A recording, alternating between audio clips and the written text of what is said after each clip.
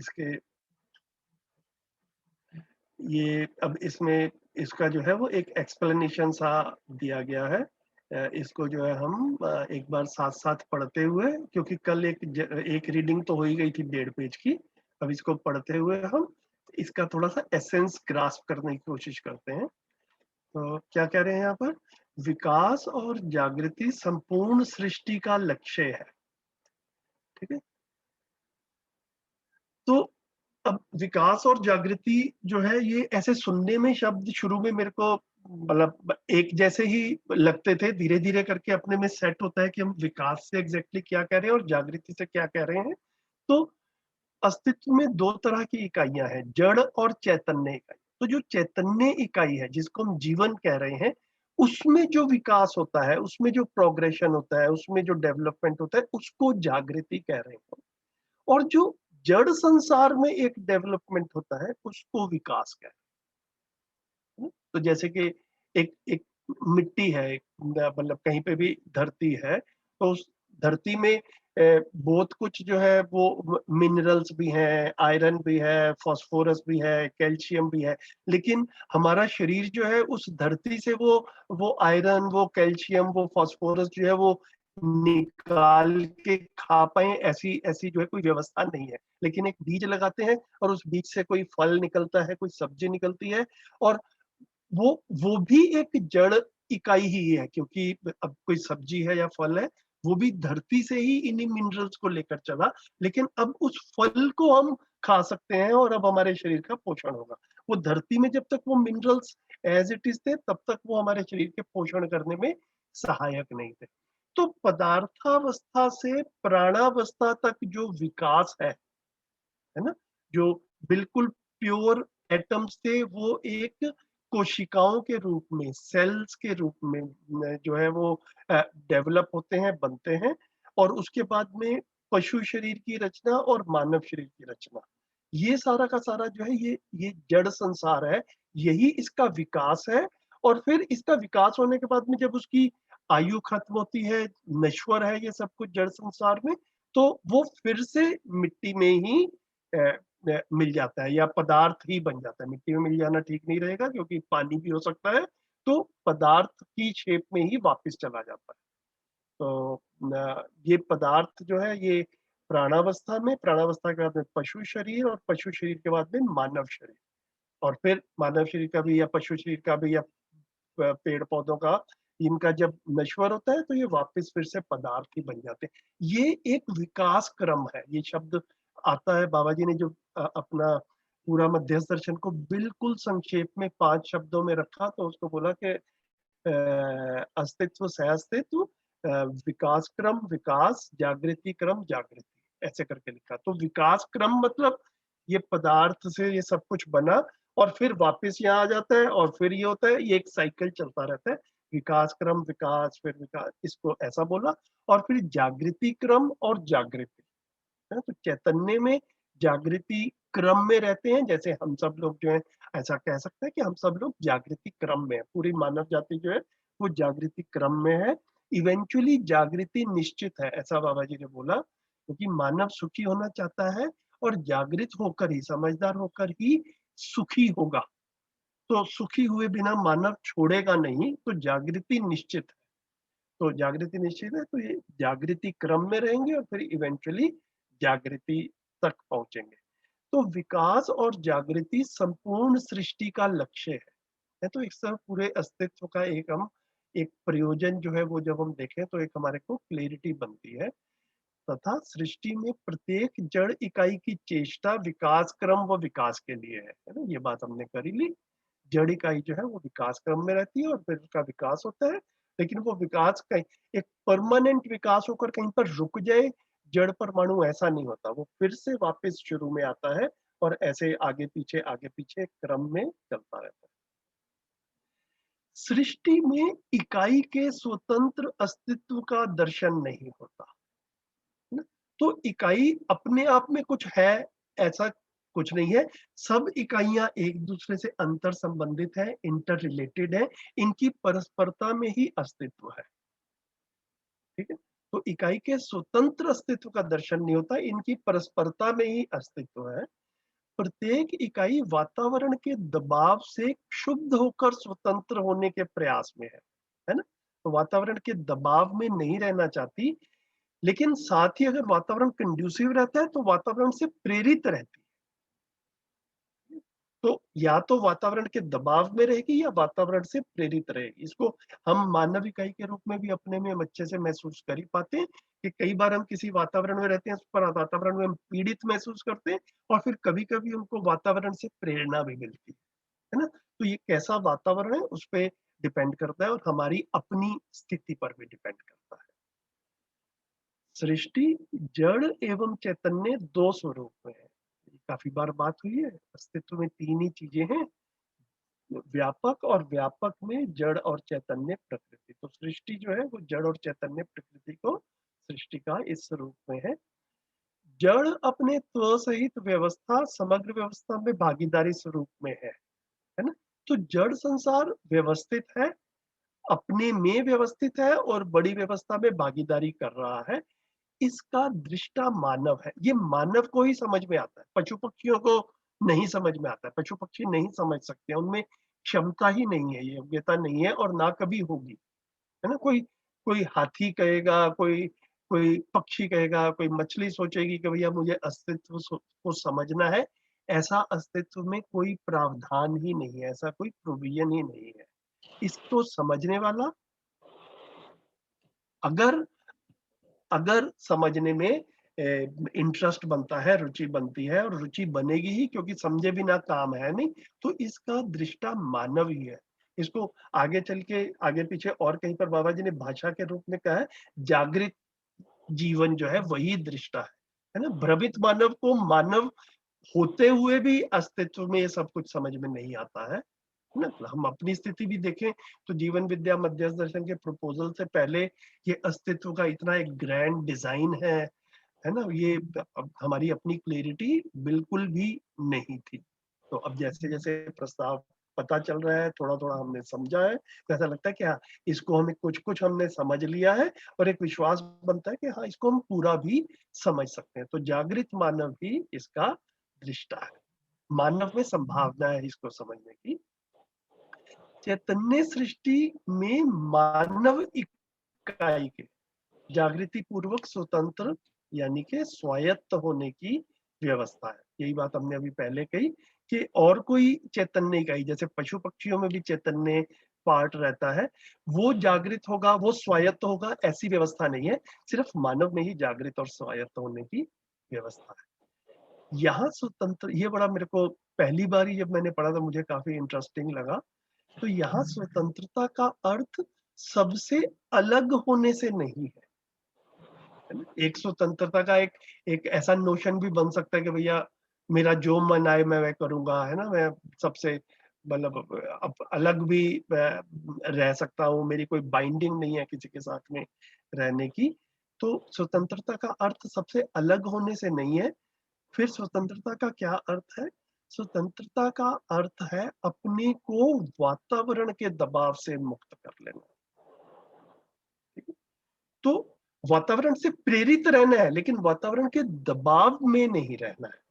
तो पहले ही बाबा जी ने डिस्टिंक्शन कर दी थी यहाँ पर कि 2 चीज़ें हैं, एक वातावरण का दबाव हो सकता है और एक वातावरण की प्रेरणा हो सकती है। तो अपने आप को वातावरण के दबाव से मुक्त कर लेना और मुक्त करके फिर क्या करना है? सह अस्तित्व सहज व्यवस्था में संगीतमय रूप में प्रमाणित करना। तो ये अस्तित्व सह अस्तित्व रूप में विद्यमान है। ये तो अपने में है ही। हाँ, एक एक मानव जो जागृत है, वो अस्तित्व जिस दिशा में चल रहा है, उसमें शामिल होकर उसी के अलाइनमेंट में, उसी के साथ हार्मोनियसली रहता है, ये उसमें योग्यता रहती है, ये वो प्रमाणित करता है। और अदरवाइज़ जो है वो भ्रमित मानव होगा, तो फिर वो सह-अस्तित्व समझ में नहीं आया है, व्यवस्था समझ में नहीं आई है, तो संगीतमय रूप में नहीं जी पाएँगे। जैसे हमने कल बात भी की थी कि जितनी ये डेवलप्ड कंट्रीज़ वगैरह भी हैं, धरती को जितना नुकसान इन्होंने पहुँचाया है, मतलब उसके हिसाब से देखें तो ये धरती के साथ में या अस्तित्व के साथ में सह अस्तित्व के रूप में रहना प्रमाणित नहीं कर पा रहे हैं। ये शुद्ध रूप से भ्रमित वाली कैटेगरी में ही एस्टेब्लिश हो जाते हैं, मतलब ऐसा हम कंक्लूजन ड्रॉ कर सकते हैं। मानव इकाई में इसकी पूर्ण संभावनाएं हैं तथा जागृत मानव ने स्वतंत्रता की अनुभूति भी की है। तो इस सब की जो पॉसिबिलिटी है वो मानव में ही है। किस चीज की? जैसे स्वतंत्रता की बात हुई, तो तथा जागृत मानव ने स्वतंत्रता की अनुभूति भी की है। तो ये बाबा जी का ना एक, जैसे जैसे हम लोग इसको समझ रहे हैं तो हमारे साथी भी इस तरफ हमारा ध्यान दिलाते हैं कि बाबा जी की भाषा शैली में काफी शिष्टता रही है। मतलब अब जागृत मानव ने स्वतंत्रता की अनुभूति की है, ये स्टेटमेंट जब बाबा जी दे रहे हैं तो एक प्रश्न उठ सकता है कि भैया बाबा जी कैसे कह सकते हैं कि जागृत मानव ने स्वतंत्रता की अनुभूति की है? तो आंसर यही निकलता है कि बाबा जी खुद ही जागृत थे। तो बाबा जी कहना बेसिकली यहाँ पर ध्यान ये दिला रहे हैं कि भाई मैं जागृत हूँ, ऐसा तो बाबा जी ने घोषणा ही की है, और मैंने स्वतंत्रता की अनुभूति भी की है। लेकिन ऐसा बोलने से कई बार ना भाषा जो है वो बड़ी इंडिविजुअल डोमिनेटिंग या ईगोइस्टिक टाइप की लगती है कि भैया मैं जागृत हो गया, मैंने मैंने जो है स्वतंत्रता की अनुभूति की। तो बाबा जी इसको एक थर्ड पर्सन वाली लैंग्वेज में मोस्टली जो है ना वो इसको रखा है। ऐसे हमारे को जैसे जैसे लिटरेचर पढ़ेंगे, वाङ्मय पढ़ेंगे मध्यस्थ दर्शन का, ये हमारा ध्यान जाएगा कि किया तो बाबा जी अब किसी और के बारे में तो गारंटी नहीं दे रहे हैं कि और कौन जागृत है और उसने स्वतंत्रता की अनुभूति की है कि नहीं की है। कह तो अपने बारे में ही रहे हैं, लेकिन अपने बारे में एक व्यक्तिवादिता को बढ़ावा ना मिले ऐसी भाषा को एक बड़े माइल्ड तरीके से थर्ड पर्सन के रूप में जागृत मानव ने स्वतंत्रता की अनुभूति भी की है, ऐसे इसको हम इंटरप्रेट कर सकते हैं। ठीक है, तो ये हमने पैराग्राफ को इस तरह से, मुझे लगा कि इम्पोर्टेंट पैराग्राफ है, एक बार हम इसको थोड़ा सा चर्चा कर लेते हैं। किसी का कुछ ध्यान गया हो बता बोलना हो तो बताएं भैया।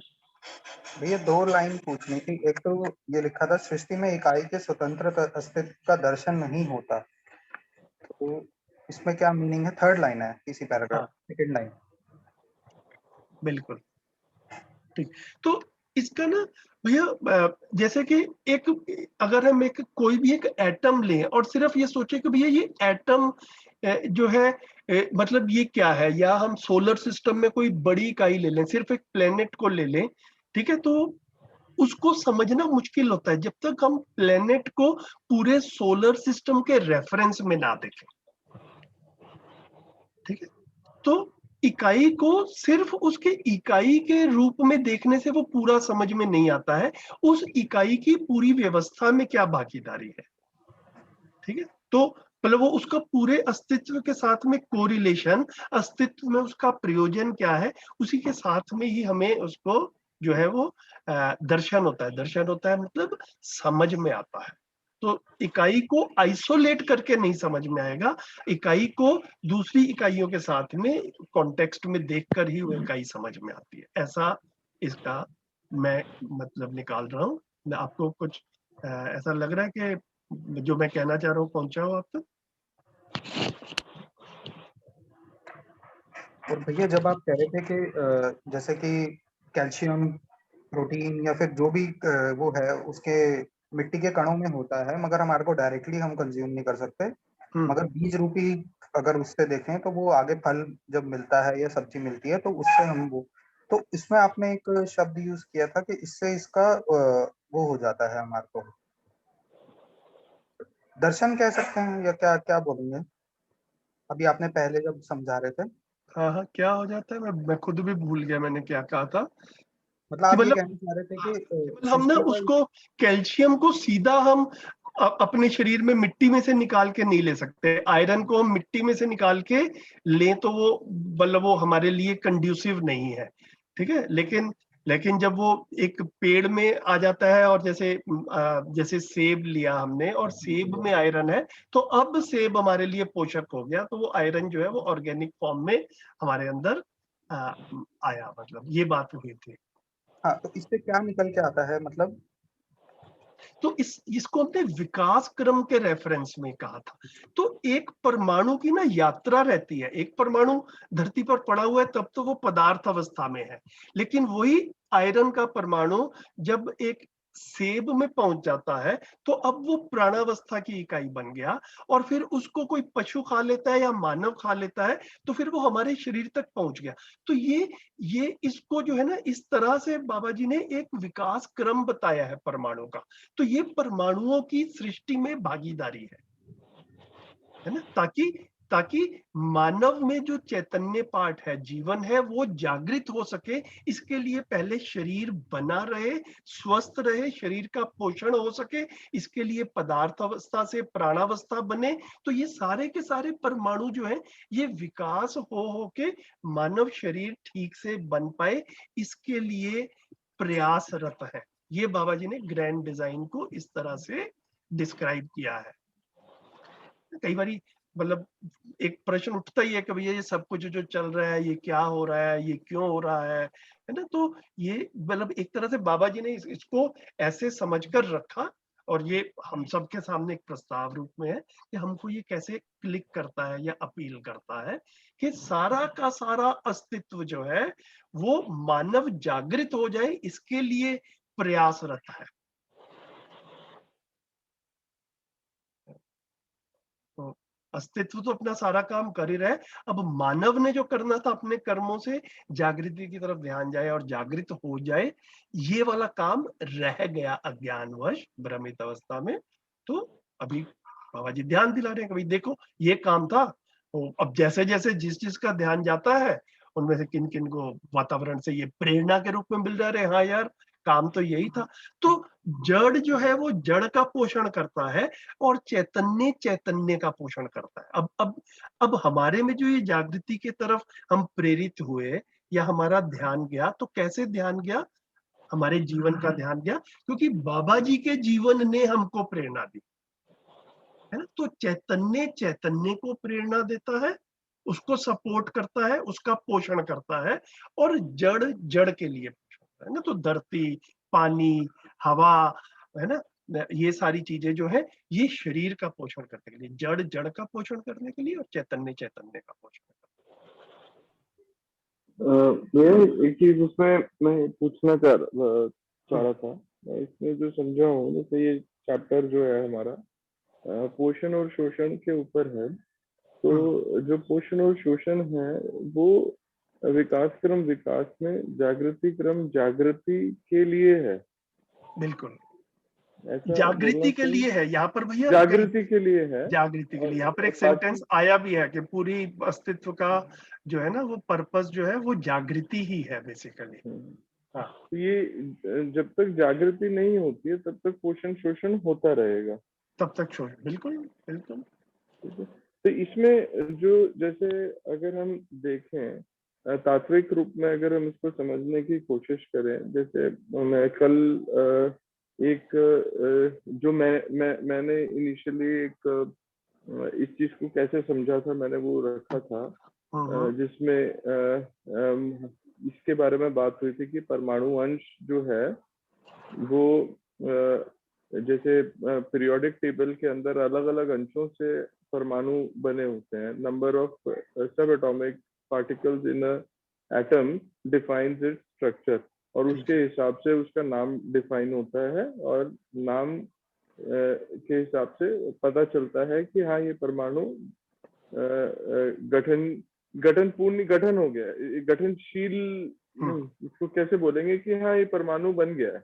परमाणु तो बना ही हुआ है, सारी जड़ हाँ, इकाई जो है वो परमाणु ही है और वो गठनशील रूप परमाणु, में है। हाँ गठनशील रूप में है। मेरा ये कहने का मतलब है जैसे कि हाइड्रोजन है या फिर कोई और परमाणु है जिसके अंदर लेट्स से कि 42 परमाणु अंश हैं, और उसको 2 अंश और मिल जाएंगे तो वो एक पर्टिकुलर परमाणु बन जाएगा पीरियोडिक टेबल में से। बिल्कुल जब वो उसको 2 अंश मिल जाएंगे तो वो उसका पोषण हुआ, और वो 2 अंश जहां से आएंगे जिसके पास एक्स्ट्रा है वो वहां पे शोषण होगा। ओके, ओके, मैं तो इसको ऐसे ऐसे मैं नहीं इस देख रहा था, मैं ऐसे मैं नहीं देख रहा था वैसे, लेकिन आप बताइए, ठीक है। हाँ, मैं इस तरीके से देख रहा था। अब ऐसे ही ये परमाणु बन गए, मतलब परमाणु हो गए जो 108 या 112 पीरियोडिक टेबल्स में से हैं। तो अब इसके बाद भी अब फॉर एग्जांपल प्राण अवस्था के लिए अमीनो एसिड्स बनने हैं, प्लांट्स के लिए कुछ बनना है। ये तो हमारा मटेरियल ऑर्डर इस तरीके से बिल्कुल, बन गया, यानी प्राण बिल्कुल। अवस्था इस तरीके से बन गई। लेकिन प्राण से जब विकास के अंदर प्राण अवस्था में पदार्थ से प्राण में बनना है, हम्म, तो हम इसी को ये देखें कि हाइड्रोजन के 2 एटम्स के साथ एक ऑक्सीजन का एटम मिला तो उसको पोषण हुआ, और एक वाटर के नाम से, पानी के नाम से एक द्रव्य विकसित हुआ। या हम्म, फिर इसी के आगे अगर हम देखते हैं तो अमीनो एसिड जिसमें नाइट्रोजन, कार्बन, ऑक्सीजन, हाइड्रोजन एक सर्टन मात्रा में आके आपस में मिले तो पोषण हुआ। कहीं से आए होंगे, कहीं पे जा रहे हैं, तो फिर वो प्राणावस्था की इकाई में डेवलपमेंट हुई। फिर ये प्राणावस्था की इकाई के अंदर फिर पोषण हुआ होगा या शोषण हुआ होगा, फिर वो डेवलप होके जीव अवस्था में सिंगल सेल ऑर्गेनिज्म, फिर single cell organism multiple cells के से ध्यान में रखते हुए उनमें भी पोषण और शोषण हुआ होगा, तो फिर वो मल्टीपल सेल्स के हिसाब से एक शरीर की रचना हुई होगी। फिर उसके हिसाब से मेधस की रचना हुई होगी। फिर उससे मेधस, फिर ये जो हमारा चैतन्य परमाणु है वो मेधस के थ्रू व्यक्त होने लायक बना होगा, और तब संभावना जगी होगी कि अब जागृति भी पॉसिबिलिटी है। तो फिर वो जागृति की निश्चितता भी समझ में आती है। तो मैं इस तरीके से इसको समझा था। भैया ये ना एक मेरे को थोड़ा सा डाउट लग रहा है, मतलब मैं भी इसके बारे में और सोचूंगा, आप भी सोचिए। ये जो भूखा परमाणु और अजीर्ण परमाणु है, या परमाणुओं में जो परमाणु अंशों का लेन देन हो रहा है, इसको पोषण और शोषण कहना ठीक है कि नहीं है, ये थोड़ा सा एक बार सोचना पड़ेगा। मतलब इसको ना चाहे तो सम और विषम कह सकते हैं शायद, कि मतलब कहीं से कुछ लिया गया तो उसके लिए विषम हो गया, और जहां पर आया उसके लिए सम हो गया। तो सम विषम होना एक अलग चीज है। पोषण शोषण जो है, इसको जैसे यहाँ पर कहा भी कि इस अध्याय में शोषण और पोषण का अध्ययन मानव के संदर्भ में ही किया गया है ना। तो जी जी परमाणु जी। अंशों में जाकर के हम बोले हाइड्रोजन ने ऑक्सीजन का शोषण कर लिया या पोषण हो गया, ये वाली भाषा मतलब जो मध्य दर्शन की भाषा है वो वैसा इंडिकेट नहीं कर रही है, ऐसा मेरे को लगता है। आई थिंक इस लाइन में क्लैरिफाई किया है भैया, ये जो आपने जो हाईलाइट किया होगा। ना, तो ये शोषण और पोषण जो ये मानव के रेफरेंस में किया गया है, ऐसा कह रहे हैं। तो विकास क्रम मतलब ये हुआ कि जो भी ये परमाणुओं का एक विकास क्रम है, जो हमने कहा पदार्थावस्था से प्राणावस्था, प्राणावस्था से जीव शरीर से मानव शरीर, ये सारा का सारा विकास क्रम है। फिर एक शब्द आता है विकास। तो वो विकास क्या है? विकास एक संक्रमण बिंदु है जिसमें कोई जड़ परमाणु चैतन्य परमाणु में संक्रमित हो गया। तो ये परमाणु में विकास हुआ बेसिकली, कि अब ये जड़ परमाणु नहीं रहा, है ना। अब ये कॉन्स्टिट्यूशनली कंप्लीट हो गया है। अब इसमें परमाणु अंशों का आदान प्रदान खत्म हो गया। जब तक वो विकास क्रम में था तब तक वो परमाणु अंश कम ज्यादा, है ना, बॉन्डिंग, अणुबंधन, भार बंधन, ये सब कुछ चल रहा था। जैसे ही विकास होता है परमाणु में, विकास जो बाबा जी ने शब्द यूज किया है वो विकास यही है कि अब जड़ परमाणु विकास पूर्वक चैतन्य बन गया है। अब उसमें अंशों का आदान प्रदान नहीं होगा, ये गठन पूर्ण हो गया है, कॉन्स्टिट्यूशनली कंप्लीट हो गया है। ये इसको ऐसे थोड़ा सा दूसरे शब्दों में कहें तो ऐसे देख सकते हैं भैया। जी जी भैया, तो ये काफी मतलब लॉजिकली आई थिंक सेट तो बैठ रहा है हाँ कि जी, जो आप कह रहे हैं। आई थिंक ये तर्कपूर्ण तो सेट बैठ रहा है हाँ, है ना। कि तो ऐसा होगा। हाँ, हाँ, बिल्कुल सही कह रहे हैं। है ना? तो विकास क्रम यही है कि अभी अभी चैतन्य नहीं हुआ है, जड़ में ही जो भी आगे पीछे जितनी उसकी चल रही है, कुछ बनता है और फिर वापस जाके फिर से वापस जो है वो पदार्थावस्था में आ जाता है ना? ये एक विकास क्रम हुआ। फिर विकास शब्द जो है ये जड़ परमाणु ही विकास पूर्वक चैतन्य हुआ, है ना? चैतन्य हुआ लेकिन अभी भ्रमित है, तो फिर वो जागृति क्रम में आ गया और फिर इवेंचुअली जागृति जो है वो उसका लक्ष्य है। तो ये इसको जो है कंप्लीट ऐसे देख सकते हैं। तो इसको थोड़ा सा और सोचा जाए भैया, मेरे को लग रहा है कि सोच सोच के अपने में शोध करके अध्ययन करके क्लियर होगा और भी। भैया एक चीज पूछनी थी हाँ जी। इसमें, फर्स्ट पैराग्राफ में जो थर्ड लास्ट लाइन थी उसमें वातावरण का दबाव, तो दबाव किस चीज का, किस पे इंगित किया जा रहा है? तो भैया अगेन इसको जब हम वातावरण का दबाव कहें ना, तो जैसे भ्रमित अवस्था में मानव जो है वो वातावरण के दबाव में रहता है, ऐसा देख सकते हैं। ठीक है, इवन मानव के जो लक्ष्य बन रहे हैं ना भाई, मैं बहुत पैसा कमा लूं, मैं किसी सीनियर पोजीशन पे पहुंच जाऊं, है ना? या और भी जिस जिस तरह से भी मानव ने लक्ष्य माने हैं, ये लक्ष्य भी मानव के अपने अंदर से नहीं निकल कर आया, ये वातावरण के दबाववश ये लक्ष्य माने हैं मानव ने, है ना? तो भ्रमित अवस्था में इस तरह से हम वातावरण का दबाव जो है वो देख सकते हैं। स्वतंत्रता का मतलब क्या हुआ कि मैंने अपने स्वत्व को पहचान लिया, मतलब जो जीवन वाला पार्ट है, जीवन में आत्मा सह अस्तित्व में अनुभूत हो गई, तृप्त हुआ, तो मुझे सह अस्तित्व समझ में आया और सह अस्तित्व में अपना रोल समझ में आया।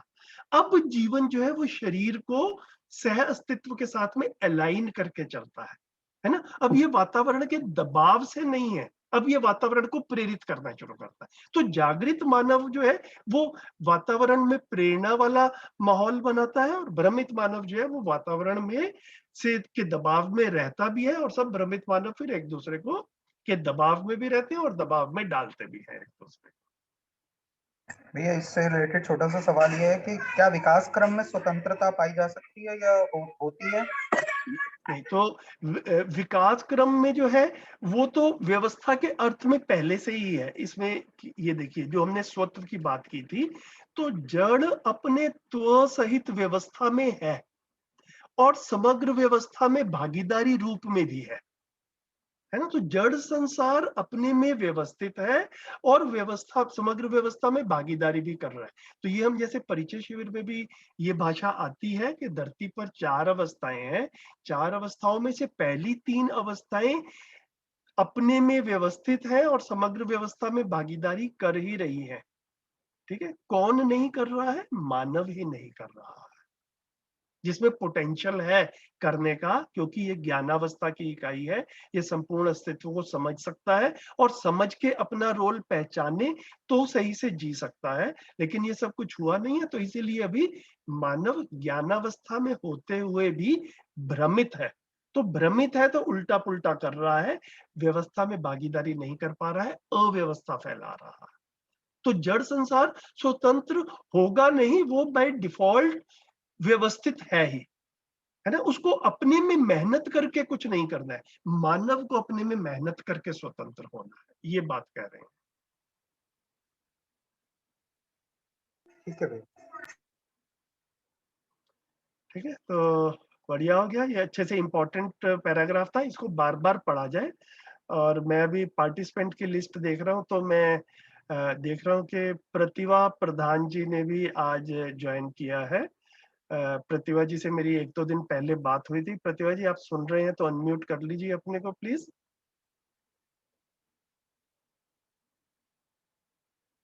प्रतिभा जी, आप तक मेरी आवाज आ रही हो तो अनम्यूट कर लें प्लीज अपने को। बढ़िया हो गया। तो प्रतिभा जी बेसिकली उड़ीसा से हैं, इनकी साधन भैया से बात हुई थी, तो फिर इन्होंने मेरे से बात की कि मैं दिल्ली में रहती हूँ और आजकल कहीं आना जाना हो नहीं रहा, तो मैं भी किसी तरह से किसी अध्ययन ग्रुप में या किसी तरह की चर्चाएं होती हो तो उसमें मैं भी जब भी संभव होगा मैं ज्वाइन करना चाहूंगी। तो कल मैंने इनसे बात करके ऐड कर लिया था। प्रतिभा दीदी, आपका स्वागत है ग्रुप में। आप ब्रीफली 1-2 मिनट में अपना हल्का सा परिचय दे दें, फिर हम सत्र को आगे चलाते रहेंगे, लेकिन सबको आपके बारे में भी कुछ परिचय हो जाएगा तो अच्छा रहेगा। जी जी भैया, मैं तो जैसे मैंने आपको बताया था, मैं जैसे दोस्त के जरिए मुझे पता चला, तो मैं यूट्यूब से ही सब कुछ देखा है। लास्ट 5-6 महीने से मैं यूट्यूब से ही सोम भाई की सारा शिविर देखा और मैं उसी को ही रिपीट करती रहती हूँ। और उसके बाद फिर राकेश भैया के ग्रुप में फिर ज्वाइन हो गई। तो वहां पर तो ऑनलाइन क्लासेस जैसे मॉर्निंग में सेशन रहता ही है, तो उसमें सारे लोग है, जैसे साधन भाई भी लेते हैं, श्री राम भाई भी लेते हैं। तो मैं तो सबको बिना देखे ही मतलब जान चुकी हूँ। और फिर उसमें अजय जैन भाई भी है, तो सबका जैसे रहता है, तो मैं फिर बाद में उनको उसी टाइम में सुन लेती हूँ या फिर बाद में सुनती हूँ। तो फिर मैंने ऐसे ही जैसे भी फिर वो साधन भाई ने मानव दत्त के बारे में बताया, तो मैंने सोचा कि एक बार बात हो जाए, तो कॉल पे बात होगी उनसे। तो फिर उन्होंने आपका नंबर दिया, मैंने बोला यहाँ ज्वाइन हो जाएगा तो दिल्ली में पता चलेगा, दिल्ली में ग्रुप के साथ में ज्वाइन हो जाऊंगी तो अपडेट रहेगा, या कहीं कुछ आगे प्रोग्राम होगा तो मैं फिर उसमें पार्टिसिपेट कर सकती हूँ, ऐसा। तो आप कहाँ रहती हैं दिल्ली में? दिल्ली में वही आपको पता है बिरला मंदिर है ना, वहाँ हाँ, हाँ, उसको हाँ, पास में ही है। बताया आपने। तो आपने बताया था कि आपके हस्बैंड MTNL में है शायद। MTNL में क्वार्टर से हो। हाँ, ठीक है। बहुत बढ़िया दीदी, स्वागत है आपका ग्रुप में।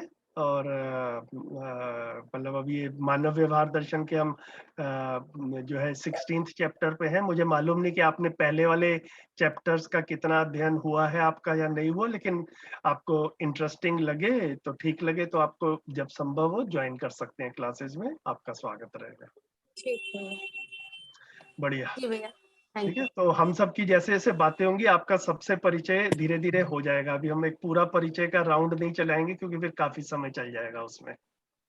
लेकिन इसमें ठीक है, कोई बात नहीं काफी, भैया। हाँ, तो इसमें काफी जो है यंग पेरेंट्स हैं, तो उन्हीं के रिक्वेस्ट पे ये ग्रुप शुरू किया था।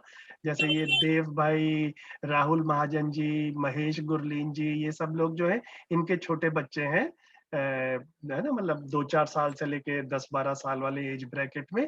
तो सबको एक ऐसा एक फीलिंग आता है कि बच्चों की अपब्रिंगिंग जो है आजकल के माहौल में हम कैसे संस्कार वाली कर पाए, अच्छे इंसान के रूप में बच्चे को बना पाए, क्योंकि आसपास से तो बड़े बड़े अजीब अजीब से इनपुट्स आते हैं। तो जीवन विद्या में ऐसा कंटेंट है जो कि बच्चों के लिए, हम पेरेंटिंग के लिए हम किस तरह से ठीक से कर सकें, तो इसको खुद समझें तो फिर अपनी पेरेंटिंग भी ठीक कर पाएंगे। ये एक ऑब्जेक्टिव है, बाकी साथ साथ पूरा मध्यस्थ दर्शन भी समझ ही रहे हैं। तो आपने भी बताया था आपकी भी बिटिया जल्दी है। से सोम भाई ने बोला कि दिल्ली में बहुत काम हुआ है, और दिल्ली के तो मैं 6 महीने में मैं जो सोच रही हूँ मैं ढूंढ रही हूँ तो कोई नहीं मिल रहा अच्छा। है। ऑफिस में कोई इतने टाइम से मैं ढूंढ, दिल्ली में कहाँ है, कोई दिख नहीं रहा है मुझे। नहीं, अभी तो कर्फ्यू लगा हुआ है, वैसे तो कोई दिखेगा भी नहीं तो। हाँ लेकिन ये जो ऑनलाइन सेशंस है, अच्छा हुआ अभी आप आज आ गए, तो धीरे धीरे आपको सबसे दोस्ती भी हो जाएगी और फिर चीजें ठीक होंगी तो फिर फेस टू फेस भी मिल लिया करेंगे। बढ़िया। ठीक है, आगे बढ़ते हैं। इस अध्याय में शोषण एवं पोषण का अध्ययन मानव के संदर्भ में किया गया है। पोषण सह अस्तित्व के अर्थ में है, इसके विपरीत शोषण है। ये जो है ना, ये एक बड़ा पावरफुल सा सेंटेंस लगता है। और अभी जैसे देव भाई ना शुरू में खेती के बारे में पूछ रहे थे, तो अगर हम खेती के साथ में या इंडस्ट्रीज के साथ में भी थोड़ा सा देखें, ये मामा जी ने एक बार उदाहरण कुछ कुछ ऐसा दिया था जैसा मेरे को समझ में आया, उससे मैं आप तक शेयर करता हूँ कि जैसे खेती करते हैं, अभी तो खेती करते हैं तो आपने आम उगाया या कोई और चीज जो है वो आई, तो वो सीजनल रहती है और जब सीजन में आती है तो काफी ज्यादा आ जाती है ना? तो वो सारा का सारा आम जो आपके बाग में हुआ है उसको आप फटाफट कुछ दिनों में बेच दो या कंज्यूम कर लो, ऐसा हो नहीं पाता। या जैसे अगर आपकी गौशाला है, आपके पास में 15-20 गाय हैं और रोज जितना दूध आता है, या तो रोज दूध को बेचा जाए या दूध को कंज्यूम कर लिया जाए, वो तो एक तरह की इकोनॉमिक्स होती है। अब उसी दूध का घी भी बनाया जा सकता है ना? तो दूध हो सकता है कि आप 1-2 दिन से ज्यादा उसको रख नहीं सकते, लेकिन दूध ज्यादा हो गया और मार्केट में कर्फ्यू लग गया शहर में, और अब आप दूध बेचने भी नहीं जा सकते, तो अपनी ही गौशाला में आप उसका घी बनाना शुरू कर दें, ठीक है। तो अब जो है वो महीनों तक या सालों तक शायद जो है, मैं पूरा नहीं समझता इस चीज को, लेकिन जितने भी समय तक घी को रखा जा सकता है वो वाली ड्यूरेशन जो है, जितनी देर तक दूध को रखा जा सकता था उससे काफी ज्यादा है ना। इसी तरह से आम हुआ, लेकिन आप बेच नहीं पाए, लेकिन आपने अपने यहाँ पे एक मुरब्बा बनाने का, जैम बनाने का, चटनी बनाने का सेटअप बनाया हुआ है। तो अब क्या हुआ कि आपने वो चटनी बना ली। अब ये वाली चीजें जो है, ये सह अस्तित्व विरोधी है या ये सह अस्तित्व से अलाइंड है? क्या लगता है ये सोच? अगर मैं आपसे सवाल पूछूं कि दूध का घी बना लेना या आम का मुरब्बा बना लेना या चटनी या जैम बना लेना, या टमाटर ज्यादा हो गए थे तो टमाटर की जो है आपने केचप बना ली, ये सह अस्तित्व विरोधी है या सह अस्तित्व के अनुरूप है? क्या लगता है भैया? हाँ जी, अनुरूप है, जोर से बोलिए दीदी। अनुरूप है, अनुरूप लग रहा है, सबको अनुरूप लग रहा है ना। तो अनुरूप क्यों लग रहा है? क्योंकि अस्तित्व में, जैसे हमने अभी देखा कि एक विकास क्रम है ना। तो विकास क्रम में चीज आगे बढ़ती है, पदार्थावस्था से प्राणावस्था कुछ बना और फिर वापस पदार्थावस्था में नेचुरली आ जाती है।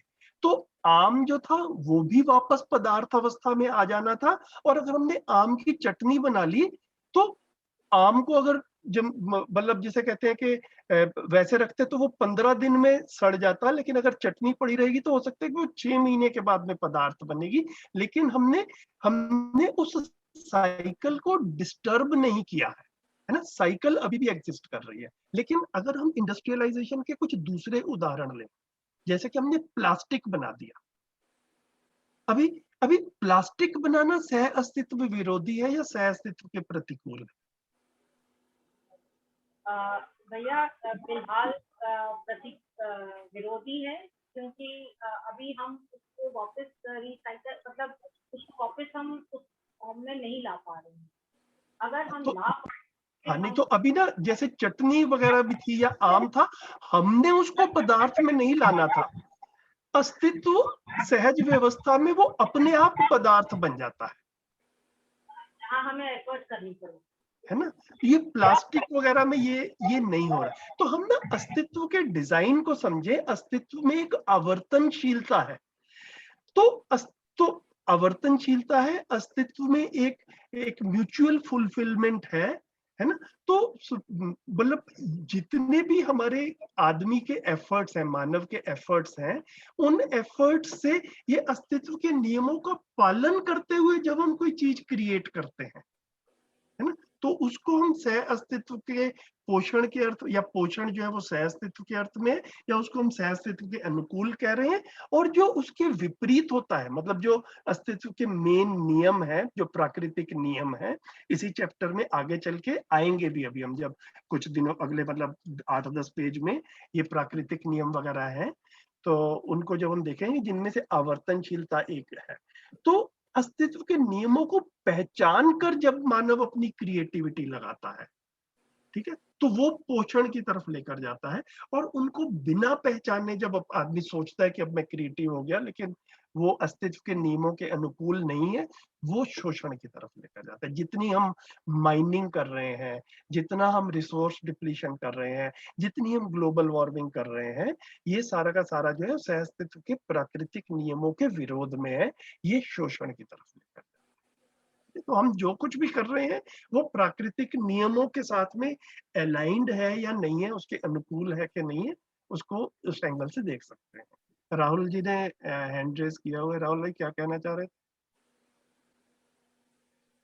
जी भैया, मैं ये कहना चाह रहा था कि मेरा एक ध्यान इस साइड जा रहा था कि जो आवर्तनशील है, उसका मैंने तात्पर्य इस तरीके से लिया है, व्यवस्था को बनाए रखने के अर्थ में जितना हम लेते हैं उतना अगर हम देते हैं तो वो आवर्तनशील में रहता है। फॉर एग्जाम्पल, जैसे जो मैंने अभी जब बांदा गया था मैं मार्च में, और नहीं फेब में, और वहां जाके आवर्तनशील खेती के बारे में मैंने जो समझा, उसमें यही समझा कि मिट्टी के अंदर जो भी हमारे फल उगते हैं, सब्जियां उगती हैं या क्रॉप्स उगती हैं, वो मिट्टी से ही पोषण लेके उगे हुए होते हैं। हम्म, तो इसका मतलब मिट्टी का जो पोषण है, मिट्टी का जो न्यूट्रिएंट्स हैं, वो उसमें जा रहे हैं,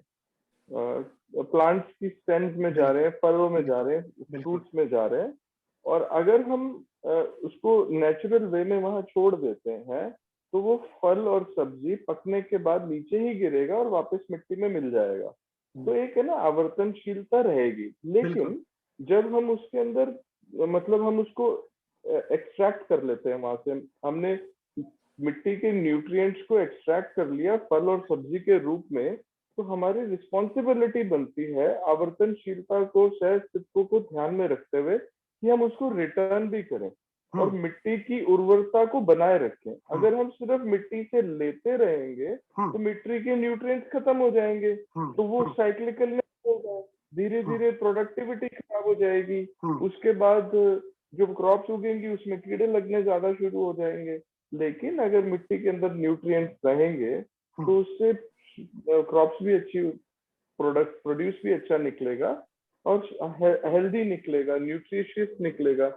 और इसी से इसी को अगर मैंने वहां पे ये समझा कि उन्होंने वहां पे गौशाला बनाई हुई है, तो गौशाला से जितना भी गोबर निकलता है वो एज अ फीड चला जाता है अर्थवॉर्म्स के ऊपर, केंचुओं के ऊपर, और वो केंचुए उस गोबर को खा के केंचुआ खाद बना देते हैं। उसी केंचुए खाद को मिट्टी की उर्वरता को बढ़ाने के लिए यूज कर लिया जाता है। उन्होंने वहीं पे कैल्शियम की मात्रा मिट्टी में बनी रहे तो मुर्गी पालन किया हुआ है। तो मुर्गियां जो क्रॉप्स खाती हैं उनके अंदर से सबसे ज्यादा कैल्शियम निकलता है उनकी बीट से, तो उनकी बीट को कलेक्ट करके मिट्टी में डाल दिया तो मिट्टी के अंदर कैल्शियम बढ़ गया। इसी तरीके से फॉस्फोरस वो कहते हैं कि उन्होंने वहां पे मैंने जाना और समझा कि भेड़ और बकरियों की लीद के अंदर फॉस्फोरस की क्वांटिटी अच्छी होती है, तो उसको यूज करके अगर मिट्टी में डाल दें तो मिट्टी की उर्वरता फिर बढ़ जाती है। तो जितना मिट्टी से हम निकालें उतना अगर हम मिट्टी को दे दें तो वो आवर्तनशील खेती या आवर्तनशील माना जाएगा। ये एक उदाहरण है आवर्तनशीलता का, जितना मेरे को समझ में आया। बिल्कुल, बहुत बढ़िया, अच्छा, ठीक, अच्छे से डिस्क्राइब हुआ भैया। ये तो मतलब बिल्कुल ठीक लग रहा है। तो ये अब जिसको मिट्टी कह रहे हैं, एक्चुअल में हमारा सब कुछ ही जो है वो पदार्थ से ही आ रहा है। अगर ये मैं लैपटॉप पे बैठा हुआ हूँ तो लैपटॉप का भी जितना भी प्लास्टिक और मेटल वगैरह है, ये सारा भी धरती से ही आ रहा है, पदार्थ अवस्था से ही आ रहा है ना। तो हम जो कुछ भी बना रहे हैं, जो कुछ भी हम यूज कर रहे हैं, मोस्ट ऑफ इट, एक्सेप्ट जो हमारा खाने पीने वाला सामान है, उसको अगर हम छोड़ दें तो बाकी सब कुछ जो है वो पदार्थ अवस्था से काफी कुछ जो है वो आ रहा है। तो वो उसमें आवर्तनशीलता बनी रहे, ऐसे डिजाइन, ऐसी व्यवस्थाएं मानव बनाएगा तो जो है वो एक उसमें पोषण वाला एंगल हमको दिखेगा, है ना। और अगर हम उसमें ये आवर्तनशीलता वाले पार्ट को मिस कर जाएं, इग्नोर कर दें, तो फिर जो है वो इवेंचुअली हम एक दूसरे का शोषण कर रहे हैं। बेशक जानबूझकर करें, बेशक कुछ लोग अनजाने में कर रहे हो, लेकिन वो एक दूसरे का शोषण ही रहा है। मतलब बिल्कुल ब्रीफली अगर आप चाहो तो मैंने अभी पेज नंबर देख लिया है, जो हम आगे अभी पहुंचेंगे।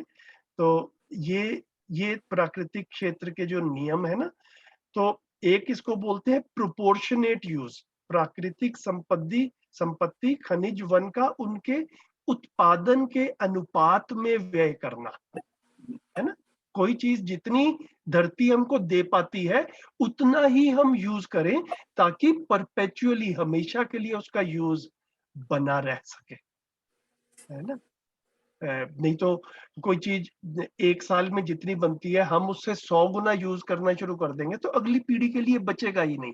जैसे आजकल हम अपने ये क्रूड ऑयल और पेट्रोलियम वगैरह के लिए जो कर रहे हैं, तो लाखों करोड़ों साल में जितना क्रूड ऑयल इस धरती पे बना, ऐसा लगता है कि 100-200 साल में ये हमारी 5-7 जनरेशन जो है वो उस सारे को कंज्यूम कर लेंगी। तो ये क्लियर एग्जाम्पल है, उत्पादन के अनुपात में व्यय नहीं कर पा रहे हैं हम, है ना।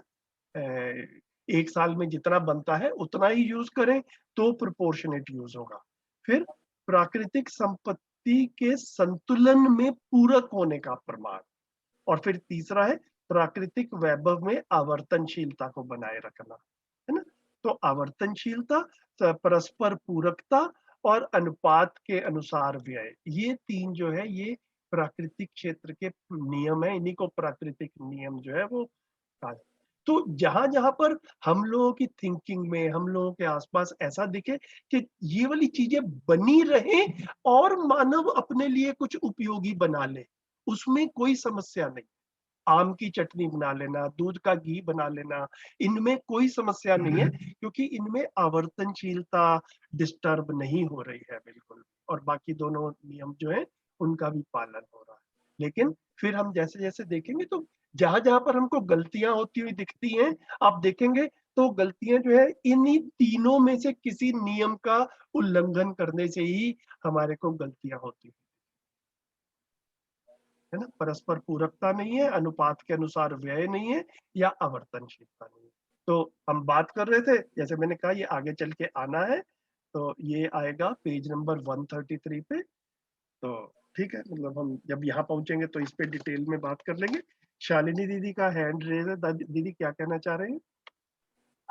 भैया राहुल भैया ने बहुत ही सुंदर बात कही थी, और वही बात मैं थोड़ा सा, और जैसे अगर आप लोगों ने सबने वो देखा होगा सत्य में एक जैसे जो आमिर खान का प्रोग्राम था, उसमें एक प्रोग्राम आया था शायद गार्बेज रिलेटेड था या कुछ इस तरीके का था, मैं ढूंढ दूंगी और उसको शेयर करूंगी।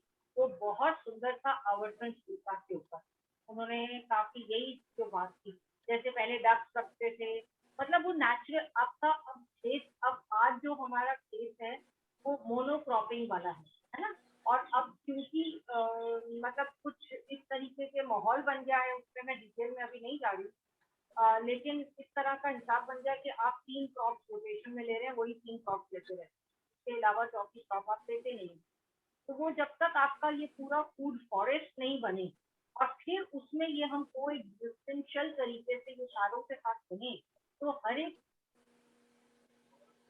एक जो अब आपने जैसे मुर्गी पालन बोला, शीप है, डक्स हैं, ये सब का, मछलियां हैं, तालाब होंगे तो मछली होगी, तो they will clean the water. तो ये पूरा जो प्रोग्राम बना हुआ है अस्तित्व का, और इसको देख के ही हमको और समझ में आता है कि ये अस्तित्व है और हमको इनके साथ बने रहना है।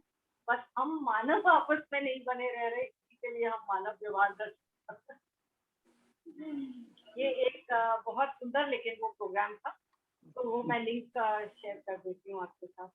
ठीक है, ठीक है, बढ़िया दीदी। भैया इसमें एक चीज और है, थोड़ा सा सॉरी। हाँ, नहीं हाँ, प्लीज प्लीज। नहीं भैया, मैं तो एनकरेज कर ही रहा हूँ सबको बार बार कि आप लोग अपनी तरफ से शेयरिंग जितना ज्यादा करेंगे उतना मेरे को भी अच्छा लगेगा।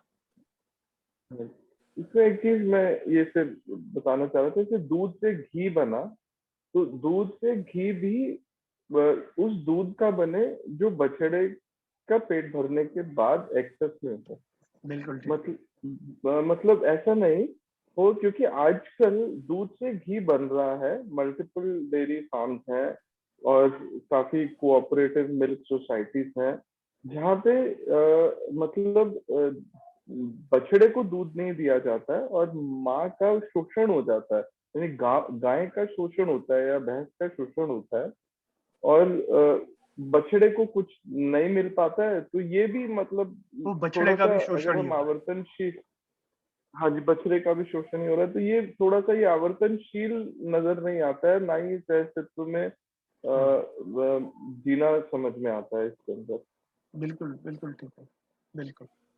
तो बिल्कुल वो सह अस्तित्व जो के अर्थ में है भैया, वो बिल्कुल ठीक बात है। तो धीरे धीरे जैसे ये ध्यान दिला रहे हैं आप ये चीजों की तरफ, एक ध्यान बना ही रहेगा कि मतलब परंपरा भी बनी रहे, मतलब है ना। ये ऐसा नहीं कि शॉर्ट टर्म में आ गया और वैसे जो है वो बछड़ा का विकास ठीक से नहीं हो रहा, तो बछड़ा जब बड़ा होगा तो बछड़े से जो एक्सपेक्टेशंस हैं वो फुलफिल नहीं होंगी, है ना। जिस भी रूप में है, मेल है या फीमेल है तो फिर मतलब उसका भी हेल्दी होना जरूरी है, ताकि बाद में वो भी बछड़ा भी अपनी व्यवस्था में भागीदारी एडल्ट होने के बाद में निभा पाए। तो ये जो है सह अस्तित्व को ध्यान में ही रखते हुए ये सारी चीजें चलेंगी तो पोषण है। बढ़िया हो गया, इसको आगे करें थोड़ा सा। तो यह वातावरण के प्रताड़ना तथा क्षोभ से मुक्त होकर स्वतंत्र अस्तित्व की अनुभूति करना मानव जागृति की चरम परिणति है। यही इसका चरम लक्ष्य है, यही इसका इवेंचुअल जो है ना, मतलब ऑब्जेक्टिव जो है कि वातावरण के दबाव से, प्रताड़ना से, क्षोभ से मुक्त होकर मैं स्वतंत्र हूँ, अस्तित्व को समझ रहा हूँ, अस्तित्व की अनुभूति करना मानव जागृति की चरम परिणति है। विकास की दिशा में जो समस्त अवरोध है, अवरोध मतलब ऑब्स्टिकल्स या हर्डल्स, वे शोषक है। ये मतलब और एक दूसरे एंगल से बता दिया कि विकास होना था, उसमें जो हर्डल्स क्रिएट करेंगे हमारे ह्यूमन एक्शंस से, उसको हम शोषण कहेंगे, और जो उसको असिस्ट करेंगे, जो उसको सपोर्ट करेंगे, उसको हम पोषण कहेंगे। वो सारे तत्व जो है वो पोषक तत्व हैं। अतएव ये सिद्ध हुआ कि जागृति को अवरुद्ध करने वाली समस्त क्रियाएं शोषण है ना। तो जो जागृति के रास्ते पे हर्डल्स क्रिएट कर रही हैं वो शोषण है, और जागृति को गतिशील करने वाली समस्त क्रियाएं पोषण है। तो एकदम से शोषण और पोषण को यहाँ पर लाते लाते जागृति से रिलेट करके पेरेंट्स के लिए एक बड़ा अच्छा सवाल जो है वो यहाँ पर ये आ गया कि बच्चे को हमने from the date of birth से लेके अगले 20 साल, 22 साल, 25 साल तक, जब तक बच्चे ने हमारे को मार्गदर्शक के रूप में पहचाना, तब तक हम उसको जागृति की ओर गतिशील कर पाए, तो हमने बच्चे का पोषण किया, ठीक है। लेकिन अगर हम जागृति की ओर, संस्कार पक्ष की ओर उसको हम गतिशील नहीं कर पाए, उस तरफ ध्यान नहीं दिला पाए, उस तरफ उसको स्वतंत्र नहीं बना पाए, तो हमने अपने ही बच्चे का शोषण किया। लैंग्वेज थोड़ी स्ट्रांग हो जाती है, लेकिन ये स्ट्रांग लैंग्वेज को ही मन में रख के फिर जो है ना वो सही से पता चलता है कि भाई हमें करना क्या था और क्या किया है और क्या नहीं किया। तो शरीर का पोषण करना अपने आप में पोषण नहीं है अभी तक, क्योंकि मानव ने अपने आप को शरीर और जीवन के संयुक्त रूप में क्लियरली नहीं पहचाना है। गलती ये हो रही है कि जीवन को सही से नहीं समझा है, तो अपने को ज्यादा से ज्यादा पार्ट हम शरीर रूप में देखते हैं, अपने बच्चों को भी ज्यादा से ज्यादा पार्ट शरीर रूप में देखते हैं। तो शरीर के पोषण की तरफ ज्यादा ध्यान रहता है। ये जीवन का पोषण, संस्कार का पोषण, विचार का पोषण, इस तरफ ध्यान नहीं जाता है।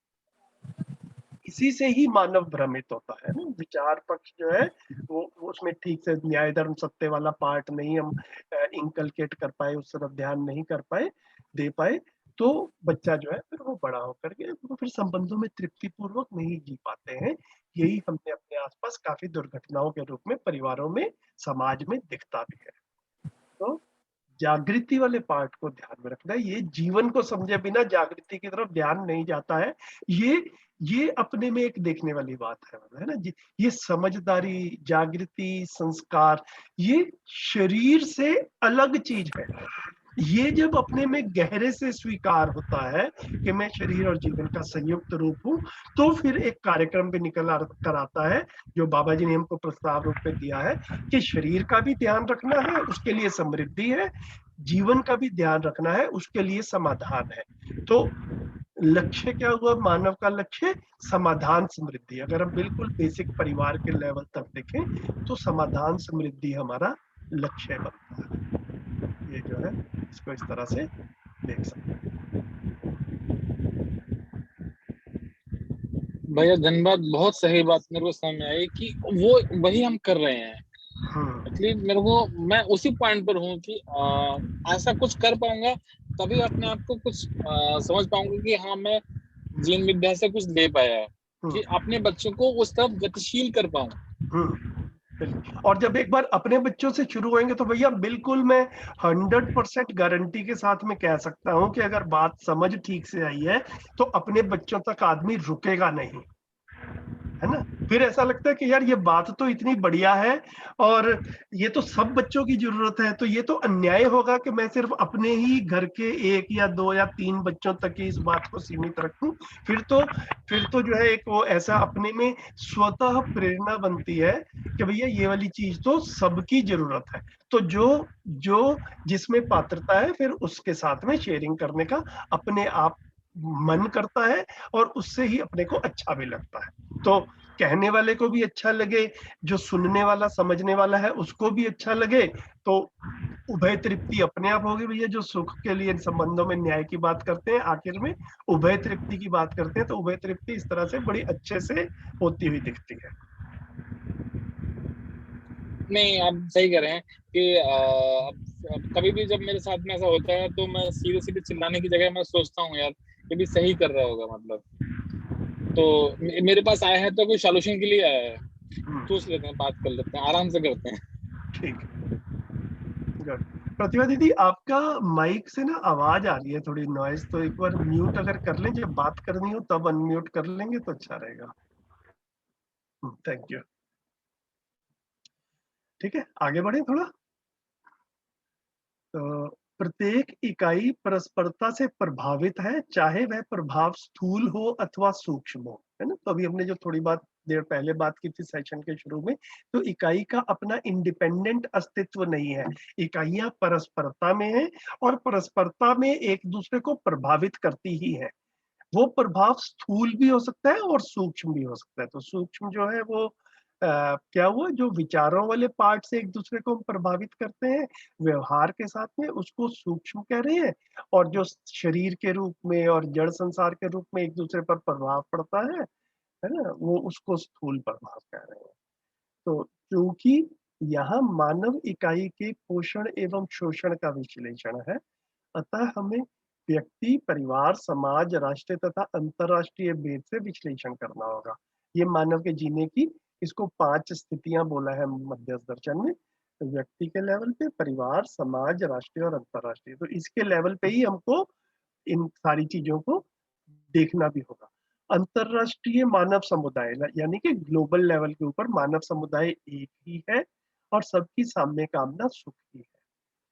तो निरंतर सुख की उपलब्धि ही मानव का चरम विकास है, तथा सुख की स्थिति में ही मानव अपने को वातावरण के दबाव से मुक्त अनुभव करता है। सुखी मानव अन्य का पोषण करने में भी समर्थ रहता है। ये भी एक काफी रिवीलिंग सी लाइन है कि मैं सुखी होता हूँ तो उसके बाद में दूसरों का पोषण करने की स्थिति बनती है। जब तक मैं खुद सुखी नहीं हूँ तब तक ज्यादा ध्यान मैं सुखी कैसे हो जाऊं, और अपने सुखी होने के लिए फिर जो भी चाहिए होता है वो मुझे चाहिए ही। फिर दूसरों का शोषण हो रहा है या पोषण हो रहा है उस तरफ ध्यान नहीं रहता भ्रमित मानव का, अपनी तरफ ध्यान ज्यादा रहता है। तो मतलब जब तक खुद सुखी नहीं महसूस कर रहे हैं, ऐसा लगता नहीं है कि मैं सुखी हूँ, जो कि समाधान की एब्सेंस में रहता ही है, तब तक फिर मानव जो है वो दूसरों का शोषण भी जाने अनजाने कर ही लेता है। एक बार सुखी हो जाते हैं फिर जो है वो अपनी आवश्यकताओं का निर्धारण हो जाता है और उसको हम सही तरीके से अपने सह अस्तित्व पूर्वक, है ना, पूरक पूरा भी कर पाते हैं, तो दूसरों का पोषण करने में समर्थ।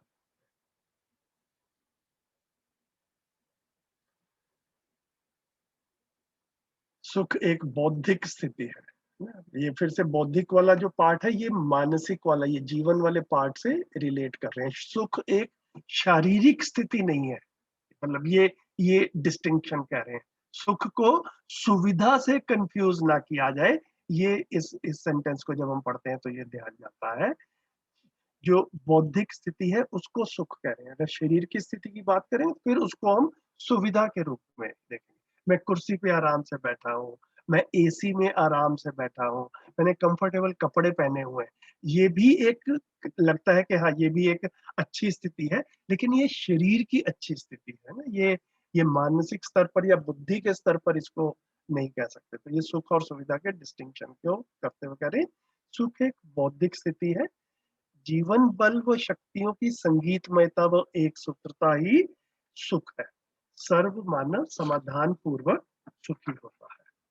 तो ये वाली चीजें काफी बारी हुई ही है पहले। जीवन बल व शक्तियों की संगीतमयता, ये मन, वृत्ति, चित्त, बुद्धि, आत्मा इनका आपस में अलाइनमेंट रहता है, ये जब हमें समझ में आता है और ये समझ में आता है तो सह अस्तित्व समझ में आता है, तो ये हमें सुख की तरफ लेकर जाता है और सर्व मानव समझ कर ही सुखी होता है। ये मतलब ये भी ना काफ़ी ऐसा मैं तो लगता हूँ, मेरे को तो कई बार लगता है मैं काफ़ी यू नो मतलब क्या कहूँ इसको, it it looks so exciting to me कि इतनी सिंपल सिंपल सी चीजें हैं कि हम समझ कर सुखी होते हैं या हम सुविधा से सुखी होते हैं। मतलब अपनी हम जीवन विद्या से पहले वाली स्थिति को देखें तो ये अपने में ये क्लियरिटी भी नहीं थी। मैं इसको बड़ी क्लियरली देख पाता हूँ भाषा के रूप में कि सुख और सुविधा इसमें डिस्टिंक्शन क्या है ना? या हम काफ़ी बारी जैसे होली आती है, दिवाली आती है, न्यू ईयर आता है, तो हम सब एक-दूसरे को जो है ना वो विशेस करते हैं, तो उसमें विश में काफ़ी कॉमन मैसेज आता है, wishing you happiness and prosperity in the new year. अब वो हैप्पीनेस क्या है और प्रॉस्पेरिटी क्या है, ये मैंने प्रैक्टिकली दर्जनों लोगों के साथ में ट्राई आउट किया हुआ है और मैं आपसे भी कहूँगा कि अपने में भी थोड़ा-सा एक बार क्लैरिटी लाके अपना ना अपने आस-पास लोगों से पूछा जाए कि हम जब एक-दूसरे को विश करते हैं कि wishing you happiness and prosperity, तो हम आपको हैप्पीनेस भी विश कर रहे हैं और हम आपको प्रॉस्पेरिटी भी विश कर रहे हैं। आप भी हमें हैप्पीनेस और प्रॉस्पेरिटी विश कर रहे हैं। ये हैप्पीनेस होती क्या है और प्रॉस्पेरिटी होती क्या है? ये इसकी थोड़ी-सी क्लैरिटी लाई जाए, तो मैंने कई लोगों से बात करने की कोशिश की और सबने थोड़ी देर कोशिश करने के बाद में हथियार डाल दिए कि भैया हमारी क्लैरिटी नहीं है कि हैप्पीनेस किसको कह रहे हैं और प्रॉस्पेरिटी किसको कह रहे हैं। ठीक है?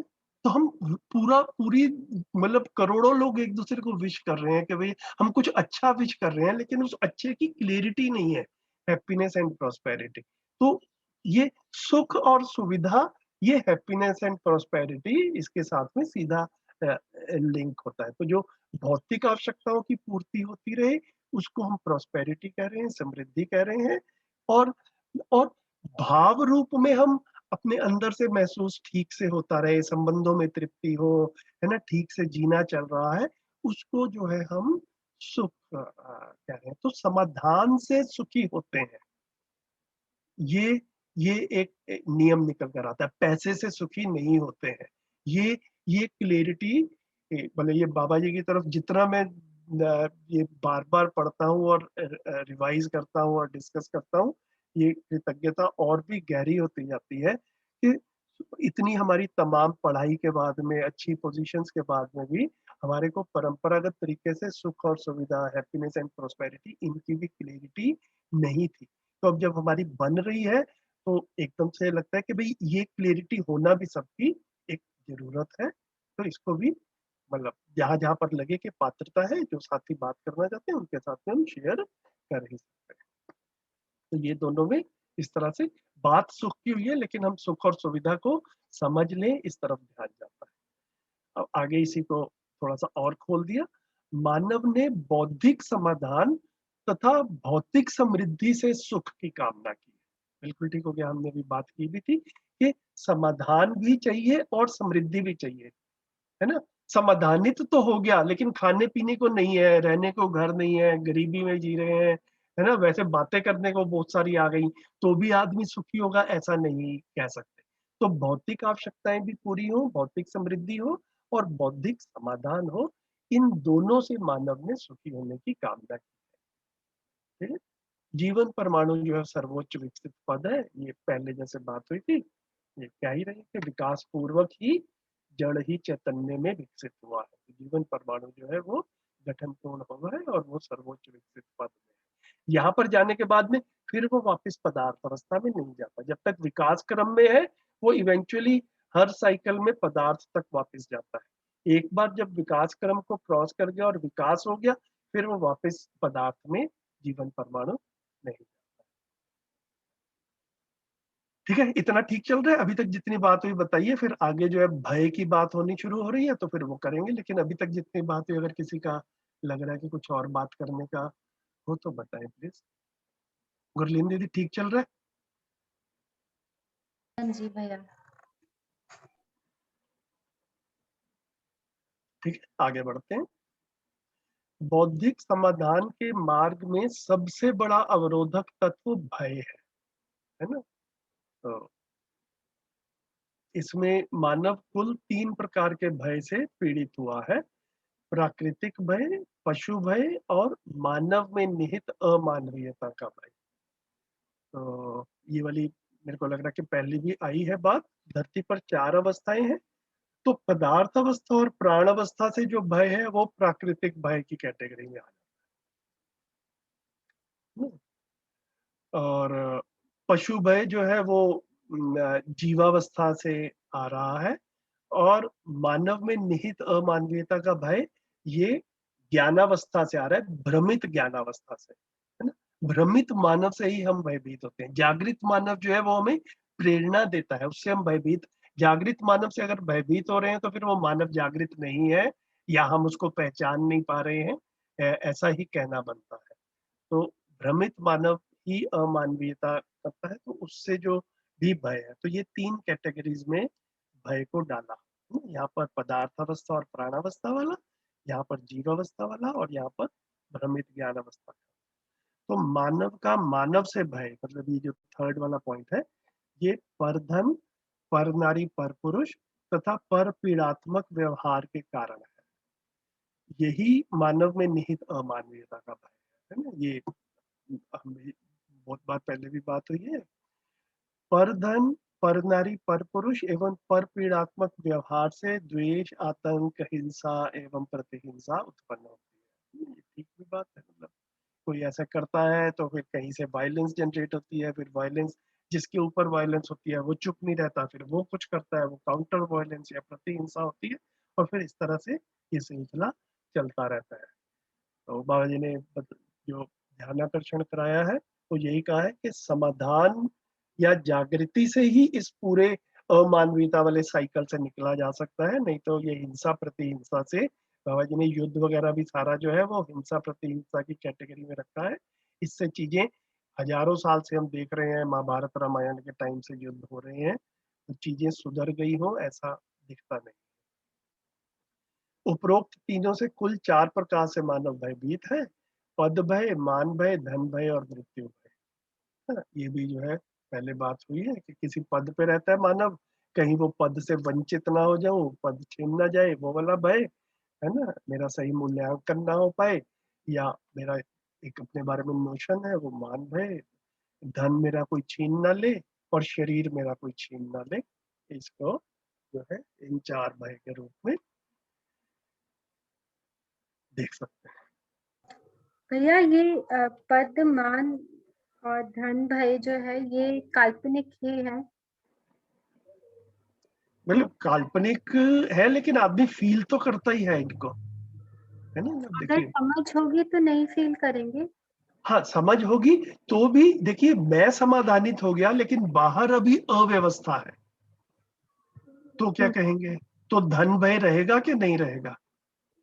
मतलब मैं इसीलिए धन का नहीं, धन मतलब जैसे अगर आप जब हम लोग वहां गए थे, मानव तीर्थ गए थे, तो वहां पर श्री राम भैया ने बताया कि बहुत बुरी बाढ़ आई और बहुत सारे केले के पेड़ थे वो सब चले गए, खेती बाड़ी पूरी खराब हो गई। और आई थिंक उसी के थोड़े टाइम बाद निवेदिता ने भी शेयर करा वो एक्सपीरियंस, क्योंकि काफी बुरा था, वहां लोगों को बोट से निकाल कर रेस्क्यू भी करना पड़ा था। ओके।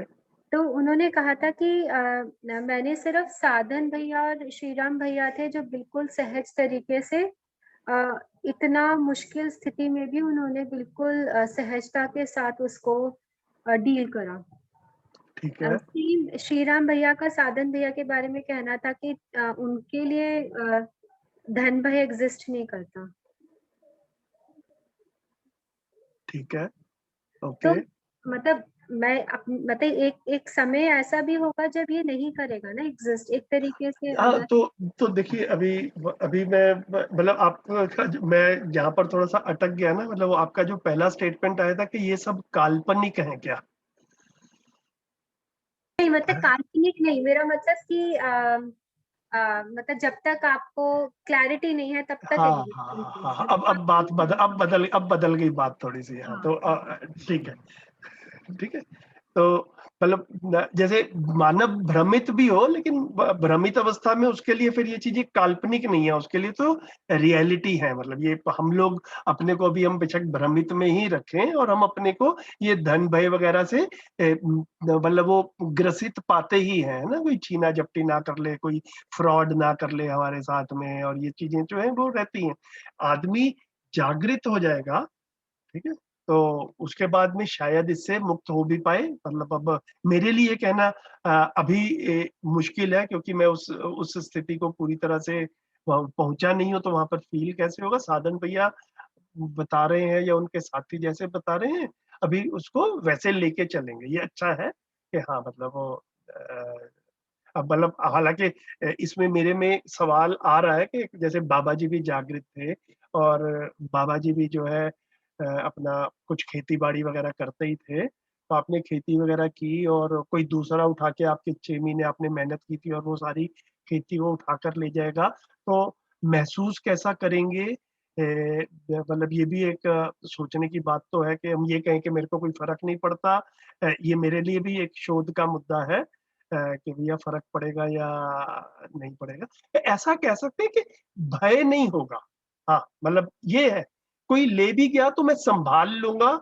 ये वाली बात जो है, अब ये अच्छा कहा आपने, जिस तरह से आपने ध्यान दिलाया, बिल्कुल ठीक है। सिचुएशन वही रहती है, उस सिचुएशन में मैं भयभीत होता हूँ या मैं अपने में अभी भी इस विश्वास के साथ में बना रहता हूँ, भैया कुछ भी हो जाए मैं संभाल लूंगा ना। ये जो इसमें स्वयं एक ये आत्मविश्वास की विश्वास, बात है, आत्मविश्वास कॉन्फिडेंस है। की बात है। वो बिल्कुल, शायद यही है कि बिल्कुल, परिस्थिति कैसी भी है पर हम स्थिर नहीं बिल्कुल, रहेंगे, स्थिर रहेंगे। डगमगाएंगे नहीं। बिल्कुल, बिल्कुल, ये अच्छा ध्यान दिलाया आपने, बढ़िया है। हाँ भैया, कौन कह रहे थे? राहुल भाई आप थे? हाँ जी, एक एक एग्जाम्पल था।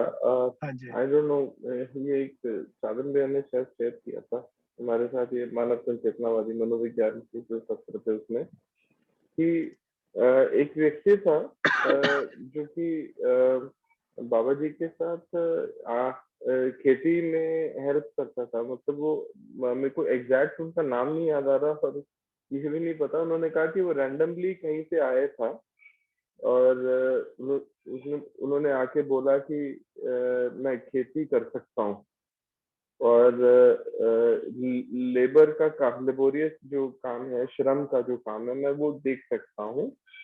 तो बाबा जी ने कहा ठीक है, आप आओ और काम करो। तो साधन भैया ने बताया कि रफली अबाउट 14 ईयर्स उस व्यक्ति ने काम किया, और बाबा जी यही कहते थे हर बार कि जो भी प्रोड्यूस होता था उसमें ये होता था कि तुम्हारी आवश्यकता जितने भी उत्पादन से पूरी हो जाती है तो उतना ले जाओ, जो बचेगा वो मेरे लिए छोड़ जाना।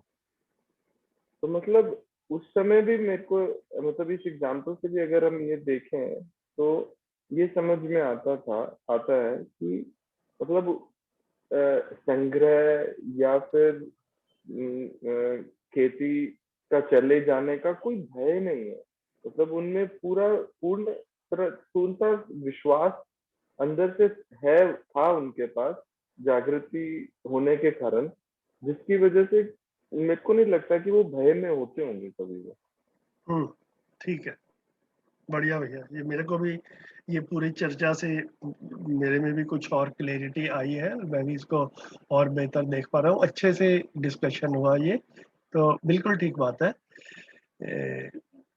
मतलब सावधानी रहना एक चीज है और भय होना दूसरी चीज है। मतलब एक हमारे राम जी भाई के साथ में भी हमारी डिस्कशन हुई थी, तो उन्होंने भी कुछ इस तरह से रखा कि मतलब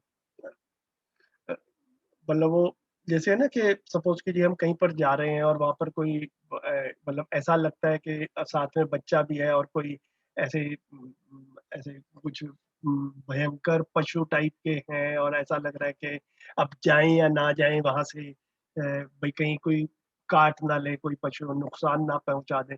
तो अब इसको क्या कहेंगे कि हम भयभीत हैं या शरीर की रक्षा करने के लिए जो सावधानी बरतनी चाहिए वो सावधानी बरत रहे हैं कॉन्शियसली, है ना। तो वो ये बड़ी फाइन सी लाइन है, सावधानी बरतना वर्सेस भयभीत होना। तो मतलब ये इसको भी ध्यान में रखें। और जैसे आपने कहा कि जो साथी सहयोगी रहते हैं, जैसे राहुल भाई ने अभी उदाहरण दिया, तो साथी सहयोगी हैं तो उनके साथ में एक बिल्कुल शेयरिंग के भाव के साथ में जिंदगी बिता रहे हैं, तो भैया मतलब है ना, संग्रह का भाव नहीं है। तो वो भी एक तरह से मुझे लगता है कि जागृति की स्थिति में जो है ये नेचुरली जो है वो आ सकता है, और बाबा जी ने उसको ऐसा कई उनके हमने ऑब्जर्वेशन से और ये जिस तरह की घटनाएं सुनी है उससे ऐसा प्रमाणित भी होता है। भैया आप टच में हैं राम जी भाई से अभी भी? नहीं, टच में नहीं है वो, बस कभी कभार, अभी तो 2-3 साल से मिला भी नहीं हूँ, बात भी नहीं हुई है, लेकिन मतलब कभी जब आते थे दिल्ली तो तब मुलाकात होती थी, 2-4 बार मिला हूँ। बहुत सरलता से बात करते हैं, बहुत हाँ ही जी, सरल। बिल्कुल, बिल्कुल। भैया इवन अमानवीयतापूर्ण आचरण जो है वो उसका भय भी अगर आप जागृति की तरफ हैं या जागृत हैं तो वो भी कम हो जाता है। हाँ, हाँ, बिल्कुल, शायद बिल्कुल, ये सब जो होता है ये अपने कॉन्डक्ट पे बहुत ज्यादा निर्भर करता है, ऐसा मैंने बिल्कुल, एक्सपीरियंस किया। बिल्कुल, बिल्कुल, बिल्कुल। ये जो अभी मेरे को लग रहा है कि जितनी ये फर्स्ट पैराग्राफ में स्वतंत्रता की बात हुई थी ना, जी है ना, ये अब उसके साथ में हम रिलेट करते हुए देख सकते हैं, मतलब कि जो है वो ये स्वतंत्रता जो है मैं अपने अधिकार पर जी पाता हूँ। जब तक ये जागृति वाली स्थिति नहीं रहती है या इस तरफ ध्यान नहीं जाता है, तब तक जो है वो वातावरण का जो प्रभाव जो है ना, वो दबाव जो है वो उससे ज्यादा असर पड़ता रहता है हमारे ऊपर, और वो भय का कारण बनता है। और जागृति की स्थिति में फिर वो वातावरण का दबाव नहीं रहता, और हम ही वातावरण को प्रेरित करने की स्थिति में आ जाते हैं। Even good. स्वतंत्र को अगर संधि विच्छेद किया जाए तो स्वयं का तंत्र मतलब बोल सकते हैं, मगर बाबा जी ने इसको थोड़ा सा इसका जो मुख मोड़ा है उसको इसके साथ सह अस्तित्व के साथ जोड़ा है। नहीं, तो यहाँ पर स्वतंत्र को स्वयं से तंत्रित कह रहे हैं, हम्म है ना, सेल्फ ड्रिवन, स्वयं से तंत्रित। हम्म पर तंत्र क्या हो गया, दूसरों से ड्रिवन। अब मैं अपने बच्चे को इंजीनियर क्यों बनाना चाहता हूँ, क्योंकि बाकी सब लोग भी अपने बच्चे को इंजीनियर बनाना चाहते हैं। मैं पैसा क्यों कमाना चाहता हूँ, क्योंकि बाकी सब भी पैसा कमाने को ही जीवन का लक्ष्य माने हुए। तो मैं सेल्फ ड्रिवन हूँ या मैं अदर्स ड्रिवन हूँ, है ना, जैसा बाकी सब कर रहे हैं मैं भी वैसा ही कर रहा हूं, तो मैं सेल्फ ड्रिवन कहां से रह गया, मैं स्व से तंत्रित नहीं हूं। मतलब एक इस तरीके से भी इसको थोड़ा सा भाषा के रूप में देख सकते हैं। जी भैया। तो मैं तो काफी बारी उदाहरण के रूप में, मतलब ऐसा भी मैं शेयर करता हूँ, मेरा जब कभी ध्यान गया तो मुझे इंटरेस्टिंग लगा कि मतलब जैसे हम लोग, मेरा 1963 का बर्थ है, तो उस टाइम पे जो देवानंद के टाइम की जो फिल्में आती थी या और जो हीरो थे, तो बिल्कुल ना पैंट जो थी वो पतली मोरी की पैंट होती थी, ठीक है। तो हीरो लोग पतली मोरी की पैंट पहनते थे, तो पूरा देश, अब वो फैशन जो है वो हीरो के हिसाब से चलता था, तो पूरा देश पतली मोरी की पैंट पहनता था। फिर ये बॉबी और शोले वाला टाइम आया 15-20 साल में, तो ये ऋषि कपूर और अमिताभ बच्चन ने बेल बॉटम वाली पैंट पहननी शुरू कर दी, तो पूरे देश ने बेल बॉटम वाली पैंट पहननी शुरू कर दी, ठीक है। और अभी फिर हमारे देखते देखते पिछले कुछ साल से जो है वो फिर से पतली मोरी वाली पैंट चल रही है, तो हीरो लोग पतली मोरी वाली पैंट पहनते हैं और पूरा देश भी पतली मोरी वाली पैंट पहनता है। तो अभी जब चर्चा में आता है तो लोग ये कहते हैं कि भैया मैं तो, आदमी का क्या वो नहीं पहन सकता कि जो उसका मन करता है, तो बिल्कुल ठीक बात है भैया, जो अपना मन करता है वो पहनो। लेकिन ये अमिताभ बच्चन का बेल बॉटम पहनने का मन करता है तो मैंने भी बेल बॉटम पहनना शुरू कर दिया, तो ये मेरा मन कर रहा है या मैं पैंट अमिताभ बच्चन के मन के अनुसार पहन रहा हूँ? तो मैं स्वतंत्रित हूँ या मैं अमिताभ बच्चन तंत्रित हूँ, है ना? ये मतलब ये एक बड़ा सवाल जो है वो उठकर आता है भैया। वो कुछ भी पहने, मेरा जो मन करता है मैं पहनूंगा, ये तो स्वतंत्र हुआ, ठीक है। ये लेकिन लेकिन स्वतंत्र में एक लेकिन जी जो भैया। दूसरे पहन रहे हैं मैं उसको कॉपी कर रहा हूँ, तो ये अपना मन भी नहीं पहचान पा रहे हैं, मतलब एज सिंपल एज दैट जो है, मतलब मैं जो इसको ऐसे देख पा रहा हूँ। हाँ भैया मैं एक चीज जोड़ना चाह रहा था सेल्फ ड्रिवन में, कि सेल्फ ड्रिवन में अगर एरोगेंस जुड़ जाएगी तो वो फिर स्वतंत्रित जो चीज है वो खत्म हो जाएगी। हाँ, बाबा जी ने सेल्फ जो तो इसको ये सेल्फ मोड़ा है, तो ये सेल्फ जो है ना, ये मतलब अवेकन्ड सेल्फ की बात कर रहे हैं। हाँ बाबा जी ने आई थिंक जागृत, हाँ हाँ, इसको की हाँ बात की है हाँ। इसके साथ। तो ये स्व जो है ये जागृत वाला स्व है। स्व को जब हम पहचान लेते हैं तभी स्वतंत्र हो पाते हैं। जब तक स्व को नहीं पहचानते तब तक प्राइमरीली शरीर प्रधान विधि से जी रहे हैं, ये जो है वो कह रहे हैं।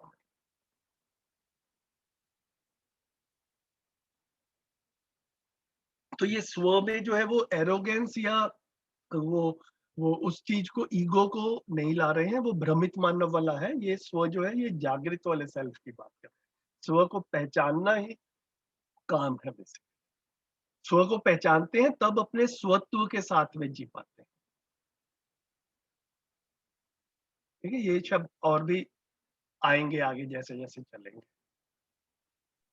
तो इसमें हाँ जी, ये मेरे को याद आया, परिचय शिविर में भी वो रहता था कि वो स्वतंत्र और परतंत्र के ऊपर की, मतलब जुडिशरी है या ये हमारा डिफेंस है या फिर ये पुलिस है, तो ये सारे परतंत्र के लिए है। मतलब इसे हम परतंत्रित हैं, मतलब फाइन लगेगा इसलिए रेड लाइट जंप नहीं करनी, या फिर उस वजह से है। मतलब व्यवस्था को समझ के अखंड समाज सार्वभौम व्यवस्था को बनाने के अर्थ में ये नहीं है। हाँ हाँ, ये टोटली सारा मतलब भय ग्रसित है। मतलब भय भय है, भय दिला के लोगों को कंट्रोल करने का प्रयास है। बस इसको ना भैया, बस एक चीज का ध्यान रखा जाए कि इसको एक टोटेलिटी में ना थोड़ा सा ऐसा देख लें इसको भी थोड़ा सा, कि ऐसा भी नहीं कह रहे हैं कि भैया ये ऐसा करके करना गलत है। देखिए, जब तक जो स्वतंत्र नहीं हुआ है, जब तक वो जागृत नहीं हुआ है, तब तक उसको परतंत्र में रहना एक मजबूरी है। मतलब उसको अपनी समझ तो आई नहीं है, और हम उसको डरा के भी उसको ठीक ना करवाएं तो वो तो खुलेआम ही सब लोग जो है वो गलत काम करने शुरू कर देंगे। वो भी अव्यवस्था को बढ़ावा देगा, है ना। तो ये एक मजबूरी सी बन जाती है। लेकिन ये अल्टीमेट सिचुएशन नहीं है जहां पर हम रहना चाहते हैं। तो जब तक भ्रमित है तब तक हम कोई ऐसे भयभीत करने वाले, चालान करने वाले, जेल में डालने वाले, है ना, ये वाले कार्यक्रम रखने होंगे। अगर ये भी नहीं रखे जाएंगे तो फिर तो लोग खुलेआम अपराध करेंगे, क्योंकि अब तो हमने जेल ही अगर खत्म कर दी तो फिर आदमी को डर नहीं है। तो उसको, भ्रमित आदमी को डर से रोकना हो। लेकिन इससे जागृत मानव परंपरा नहीं बन पाई है और बन भी नहीं पाएगी।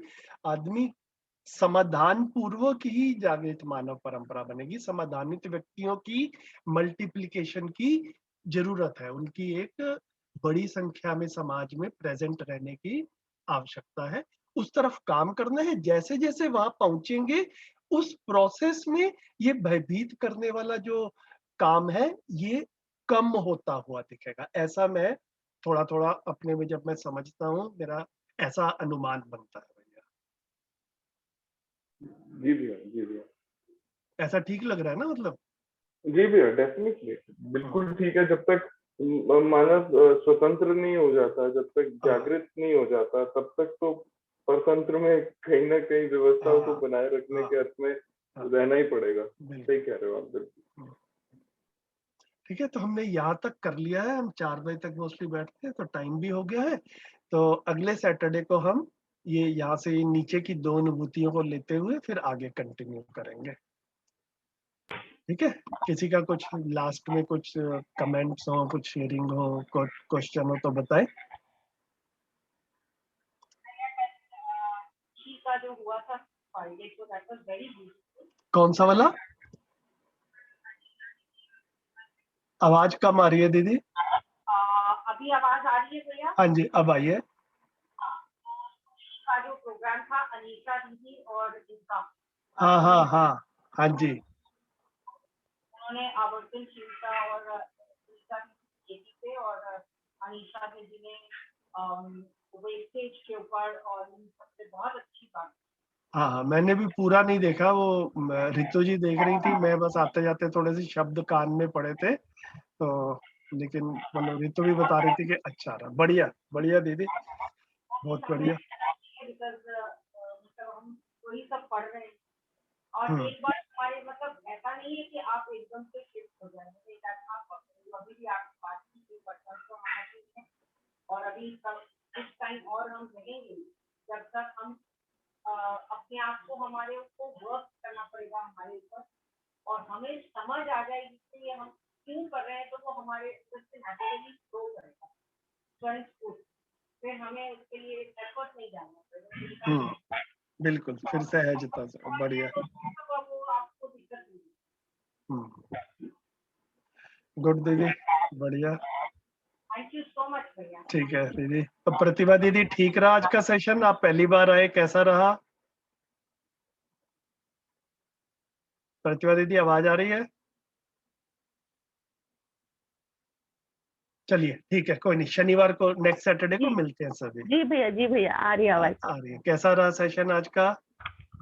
तो बहुत अच्छा रहा भैया।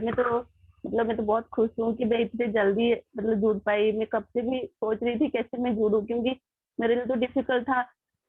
यहाँ पर कोई किसी को मैं जानती नहीं थी और यहाँ पर कुछ प्रोग्राम होता है फैमिली में भी मैं अकेले अभी सुन रही हूँ, तो मैं फैमिली में भी क्या बोलूँ अभी कि मैं ऐसे कर रही हूँ, तो आप भी मेरे साथ कहीं जाओ। या फिर आउटडोर के लिए ही मैं सोच रही थी कि मैं जाके शिविर अटेंड करूँ, वो करूँ। तो फिर हापुड़ वाला भी जैसे मुझे पता चला कि होने वाला है, तो मैं बहुत एक्साइटेड थी कि मैं भी जाऊंगी। पर अभी जैसे लॉकडाउन हुआ तो कैंसिल हो गया। तो अभी ये जो मैं जुड़ रही हूँ तो मुझे अच्छा लगा कि मैं शेयर कर सकती हूँ, कुछ पूछ सकती हूँ, डाउट पूछ सकती हूँ। मुझे लगेगा कि हाँ मैं इन्वॉल्व हो चुकी हूँ हाँ, ऐसा। हाँ, बिल्कुल। आपके पास में पुस्तक है जो हम ये पढ़ रहे हैं, मानव व्यवहार दर्शन?